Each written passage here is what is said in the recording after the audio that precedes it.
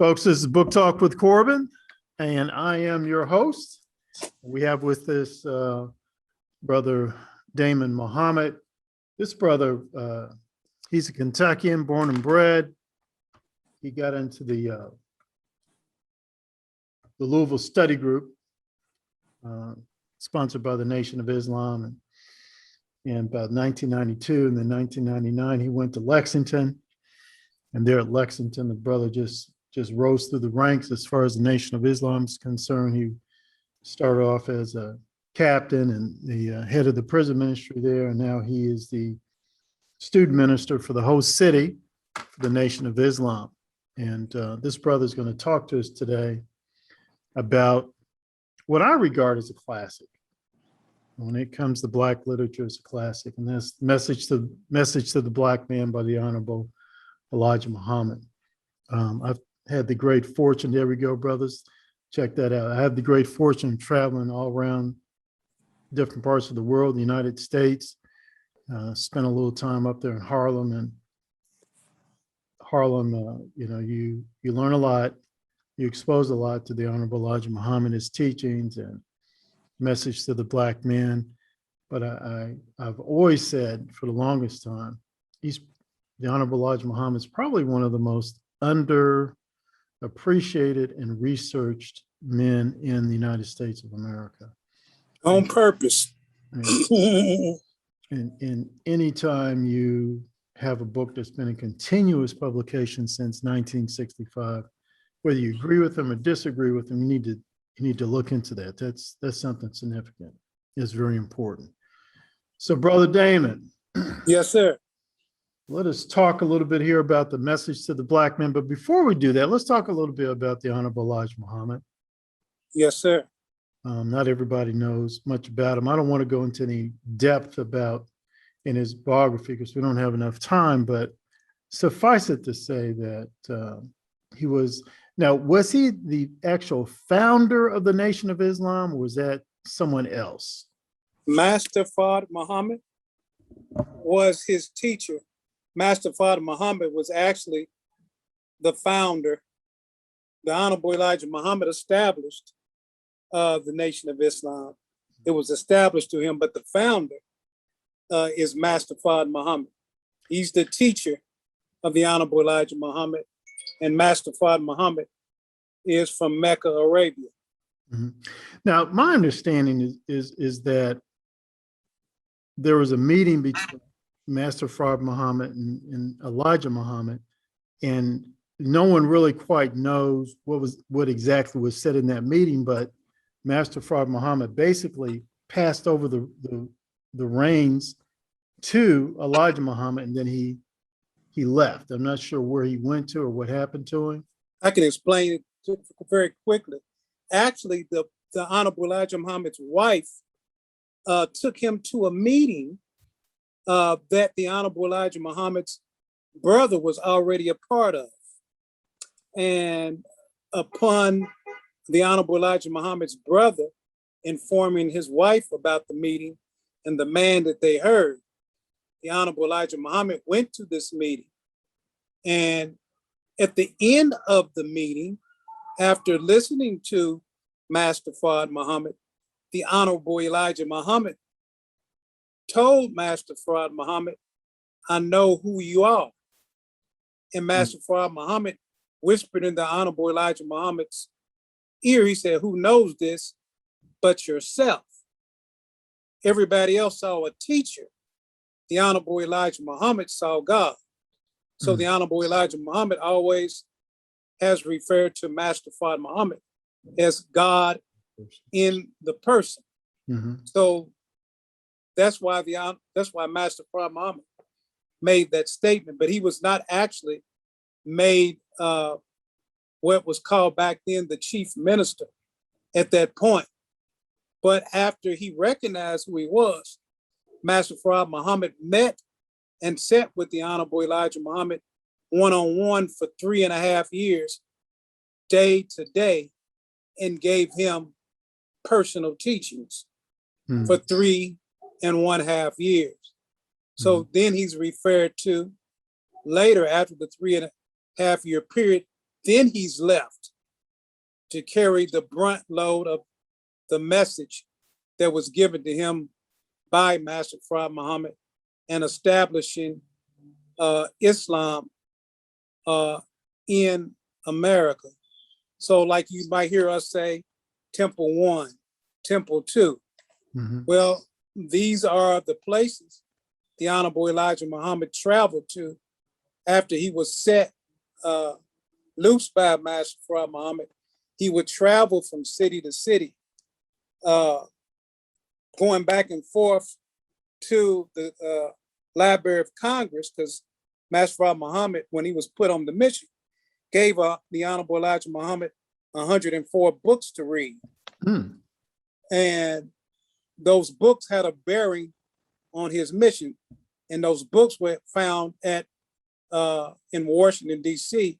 at the Library of Congress. But suffice it to say, the Honorable Elijah Muhammad, every city he went into, on the run from FBI agents, on the run because they had already arrested Master Fard Muhammad once.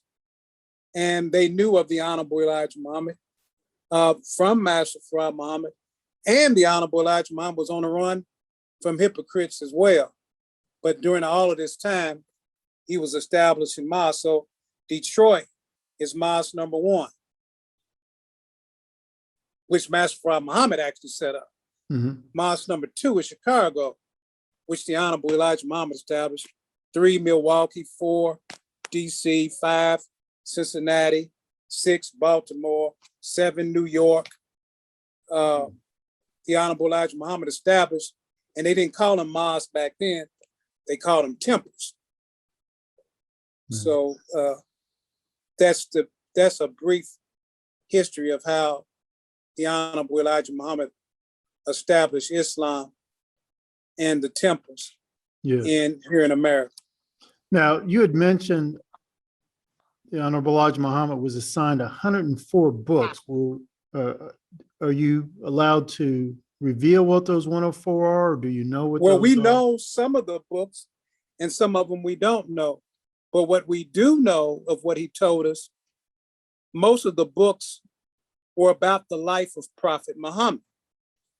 And they were about the life of Prophet Muhammad because in a similar way, the way Islam was established in the East, it would be established in a similar way in the West, but not by Prophet Muhammad or any of Prophet Muhammad's followers, but by the Honorable Elijah Muhammad. So Master Fard Muhammad told him to study that, and of course, the Holy Quran. In fact, I know one book that the Honorable Elijah Muhammad was taught to read, and that's How to Win Friends and Influence People by Dale Carnegie. Yes. That's one of the books that I know of. You That's know, interesting. and there may be some pioneers, I'm sure, that know a little bit more than I do on that history. But I do know from my studies that that is one of the books, besides books on Prophet Muhammad, that he was assigned to read. Yes. Okay. And the Honorable Elijah Muhammad, he published more than Message to the Black Man. Didn't he publish other titles? Yes, he has 4 other main books. Is Fall of America, Our Savior Has Arrived, and How to Eat to Live, books 1 and 2. Mm-hmm. And he has some other minor publications, but those are the highlighted ones that most people know. Mm-hmm. You know, Our Savior's Arrived, Fall of America, and How to Eat to Live, books 1 and 2.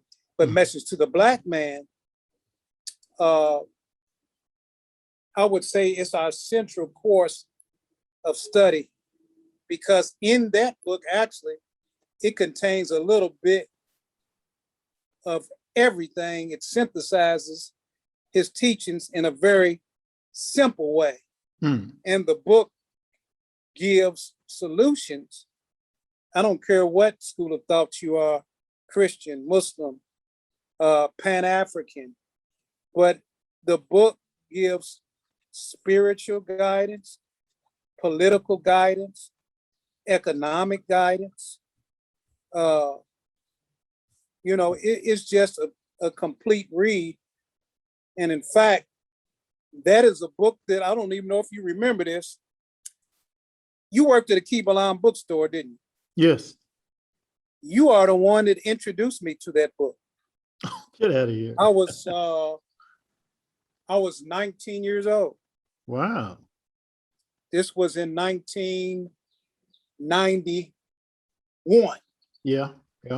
Yep. And I wasn't a follower. In fact, I was running around saying that the Nation of Islam killed Malcolm X. I was saying, just studying a little bit and running off at the mouth about what I really didn't know. And but you recommended that book to me. I didn't even know if you remember that. No, I don't. And I want to thank you, brother. That's why I said it'll be an honor to do your show, because I was thinking, I bet he doesn't even remember that. No, it's 1991, but I remember you. And that's how I remember you. I'll never forget those that helped me along my journey. And I'm eternally grateful to you. And I want to thank you. Well, that's a privilege. Brother, let's continue talking a little bit more about the content and message to the Black man. One thing I often got, now I can't say I got it from Message to the Black man, but just from Elijah Muhammad's teachings in general. I think he had that phrase, do for self. Yes. And the way I always interpreted that was, basically, look, at one point you got to stop asking other people for stuff, and as a people, we need to just do for self. That's correct. So it's like, if you're sending your children to a school and they're not being treated right, or the school's not teaching what you think it needs to teach, or your children's not achieving the way you think they can achieve or should achieve, then do for self, build your own school. That's right. Go ahead, brother. Elaborate on that. But yeah, and that's so true. The Honorable Elijah Muhammad, most people think it means, and he meant that too. Most people think it means, well, just go start your own business. The Honorable Elijah Muhammad was a bigger thinker than that. It means, what he meant was collectively, we need to do for self to build institutions. That's how people survive. So the main part of the do for self, in order for us to do for self, we need unity. He said unity would solve 95% of our problems. He said our unity is more powerful than an atomic bomb. So doing for self, of course, every people, every culture, if you study them, they do for themselves. When they come here, the Chinese, you see them come here, they have their own churches. Even if they're Christians, they have their own Christian Chinese church. Their own, every people except Black people. We have a problem uniting among self and doing for self. And we're always trying to separate ourselves from each other, and no, we're not a monolithic people. That's what makes it so beautiful, and in order for us to do for self, we don't have to be monolithic. The Chinese are not, Caucasian people are not monolithic. But at the end of the day, they come together, Democrats and Republicans. The white ones, they come together. They have an agenda. That's how white supremacy is established. But Black people, the thing about us, we can agree on 99 things, but we won't focus on the 99 things we agree on. we will focus on the one thing Mhm. that we disagree on and harp on it, while other groups and cultures, they might find 99 things wrong, but the one thing they agree with, that's what they focus on. Mm. So we've been bred to be divisive against one another. And the Honorable Elijah Muhammad, in Message to the Black Man, he stressed do for self, and he gave some pointers to us, pulling our resources together economically. And we have mental challenges to be able to do for self. So his first feat is working on our mentals, not even so much the spiritual. And I had to learn this in my journey. The Honorable Elijah Muhammad did not necessarily focus on our spirituality, but our mentality. Black people, we're very spiritual people. But he said spirit, he said the mind is what directs the spirit. So if you don't empower the mind, the spirit that we have, it can be misused. And Black people, we're the most spiritual and religious people ever. Any culture, they know that. But we're not mentally sound. So that's the first feat. He had to work on our mentality, and so the Nation of Islam, of course, under the Honorable Elijah Muhammad, banks, airport, clothing factories, schools, he had all that. And this was a man that only had a third grade education. Yes. It says a lot. Farmland. So we know that God raised him for us as a people, for just by mere fact of what he did with the education level he had. Then when he met that man, Master Muhammad, he became very powerful. Yes. In influencing others, because he didn't build it, of course, those banks and the hospitals by himself. He took the worst of our people, the uneducated people, and they began to do for self. So, brother, I remember I was with one group. I can't remember. Well, I remember the people I was with. And the group was the African National Reparations Organization. But I was really working with Dorothy Lewis, who used to be with the Black Reparations Commission. And there was some talk about this Louis Farrakhan is reforming the Nation of Islam, bringing it from the ashes, so to speak. Right. And I was like, wow. And I remember later on, I think Minister Farrakhan was talking about it, and he just said, if I remember correctly, everything I just followed, all I did was just follow the teachings of the Honorable Elijah Muhammad. That's correct. He said, that's all I did. Correct. That's correct. And I found that fascinating, because once you've lost an institution or organization, it's hard to revitalize it. Yes, sir. Very, very hard, extremely difficult. Yes, sir. But he did it, and he said, all I did was follow the teachings of the Honorable Elijah Muhammad. Talk to us about that a little bit, brother. And that's heavy within itself, because before the Honorable Elijah Muhammad departed, he set the minister in his seat.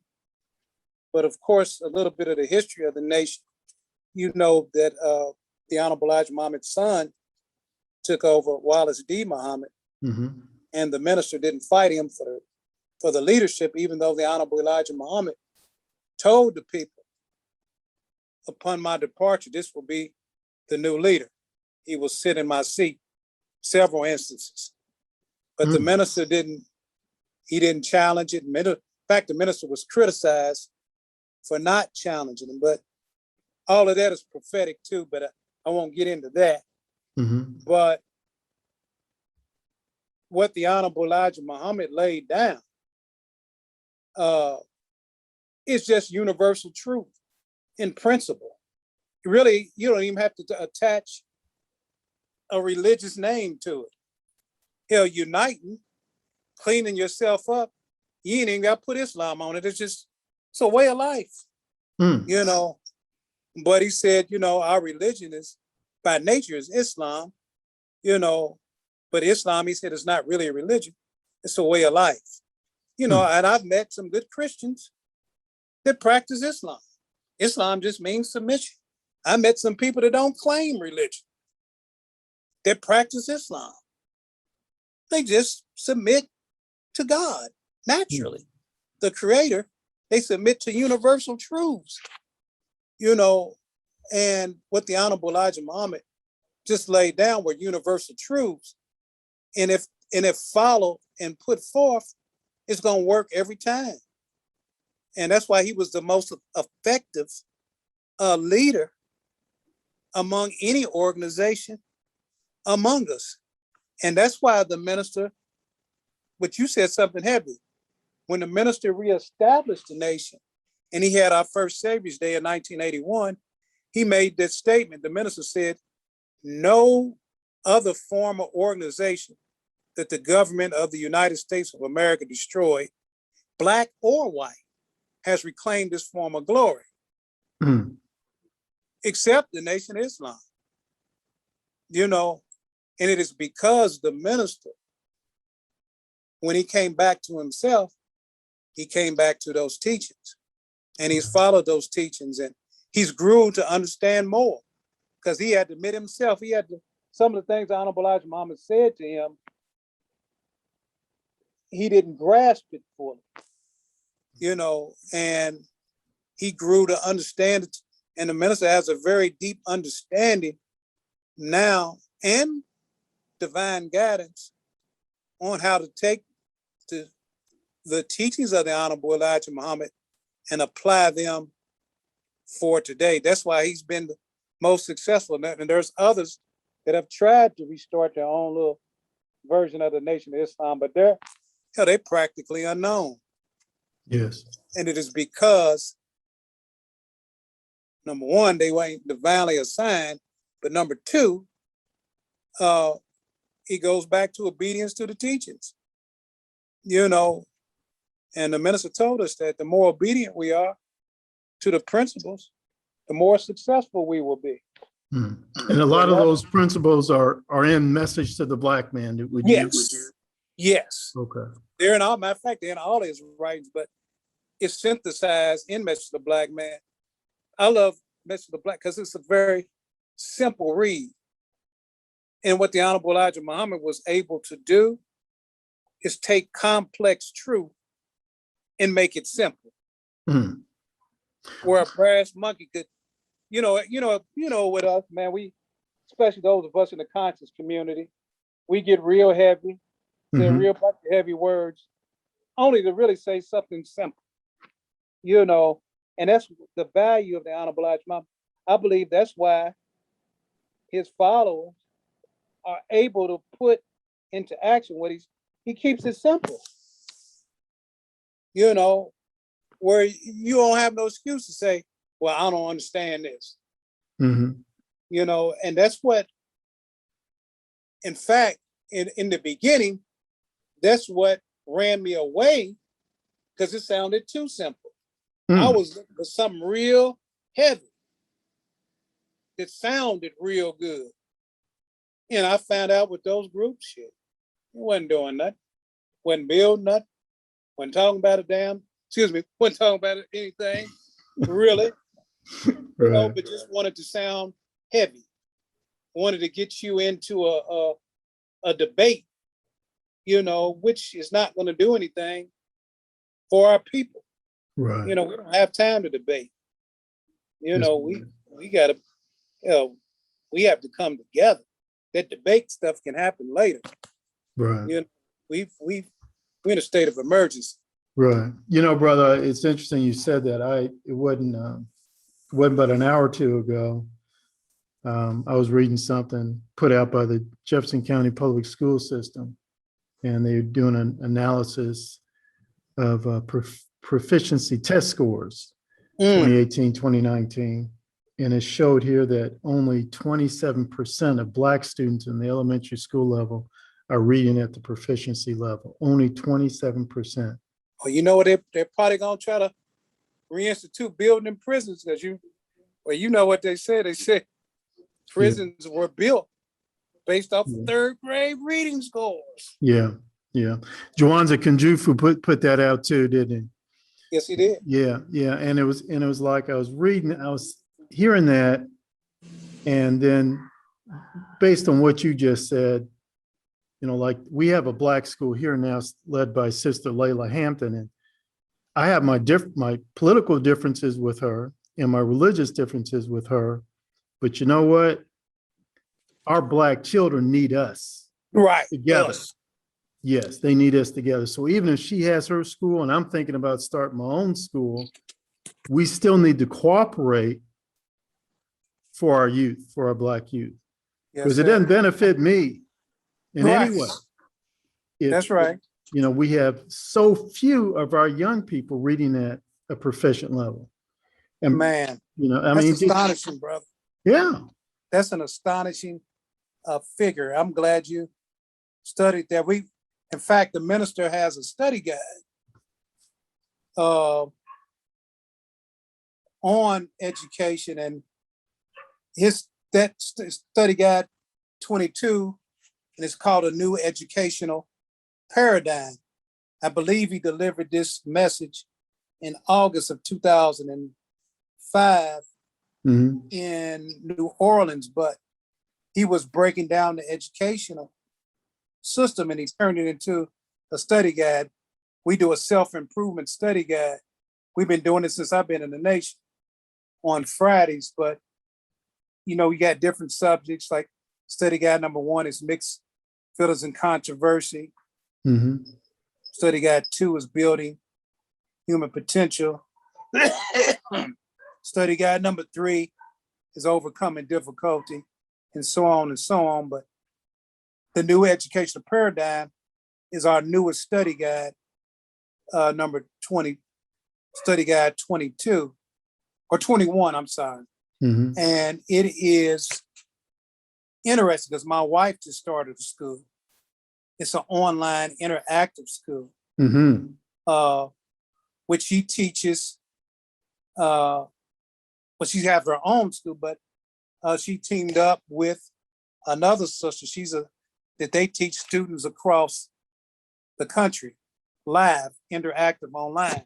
Right. You know, and matter of fact, all of my children, by my wife, which is 5, I have 6 altogether, but five children by wife, all of them did homeschool. Wow. I never sent my children to public school. I couldn't, having the knowledge that we have, I just couldn't do it. And so what I did, I had to work my backside off, because I know that if she was gonna be able to do homeschool, she had to be able to stay at home. Right. So, you know, we got married young. I was 22. We struggled, but I always struggled to be able to have her be at home to teach our children. And our children have been fine. In fact, I got to take that back.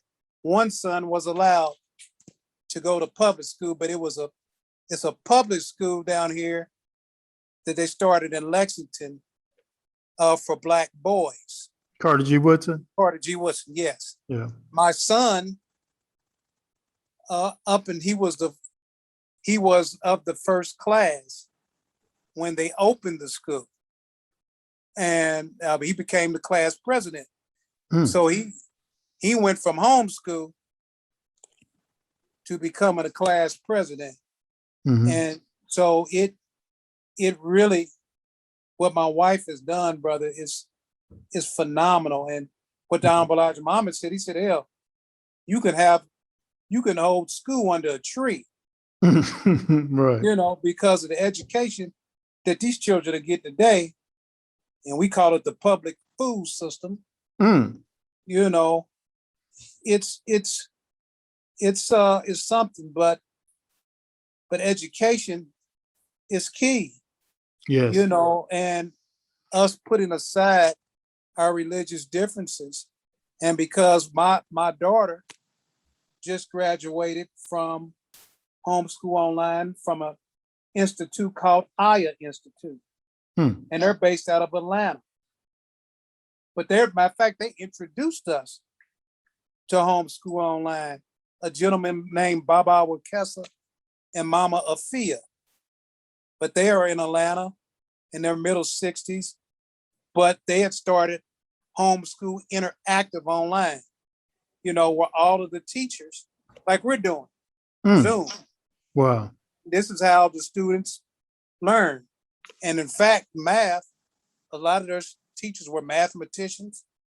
Some of their teachers were biologists and scientists. They pulled their resources, got a curriculum, started a school, and it's accredited. My youngest daughter just graduated from Aya Institute, and now she has a full ride in astronomy to the University of Louisville. So Oh my goodness. she's moving out in August. Right. My other daughter, my next to the youngest, who is 19, she's at Kentucky State, but she graduated from that homeschool online. So we work with that. My wife, primarily in their early years, before we met that couple, we were doing all the teachers. But there are people with schools. Theirs was just so unique, and we got introduced to them by another Muslim brother. I don't know if you remember Brother Shaheed, the math doctor. Yes. Yes. Yeah. Well, his son, when he had moved from Chicago, because he taught at, of course, the University of Islam at headquarters, but Brother Shaheed had moved from Chicago at a certain point, and the location he moved at didn't have a black school for grade school. So he was teaching college, but his son needed education. So he introduced me to Aya. That was back in 2005, 2006. And my oldest daughter, Hanifa, she started there. And then the rest of our children have been sent there, and we work with them. And my wife came on as a teacher with that group.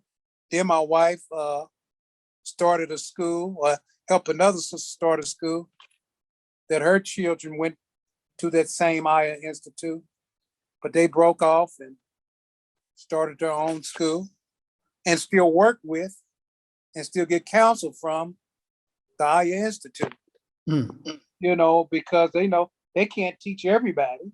Right. So what they do is that's an example of group unity. They offer their wisdom, and there's tuition that has to be paid, but that's another thing. Our people need to prioritize responsibilities. Amen. We pay for everything else. Amen. If we're going to do for self, that's one of the things we're going to have to sacrifice. Amen. And pay for our children's education. Yeah. Because that's a job. Teaching is a job. Yes. Well, that's one thing I really learned in working closely with Sister Layla at her school here. Yes. I mean, I think we were so, I don't know how you'd want to put it, but we think that the U.S. government's offering us free education, and so it's that free comes at a major cost. Yes, it does. % reading proficiency in the elementary level. Matter of fact, in the opening chapters of Message of the Black Man, the Honorable Elijah Muhammad addresses that. He says we need to become proficient in the acquisition of knowledge. He said more than just the 3 R's, arithmetic, reading and writing. But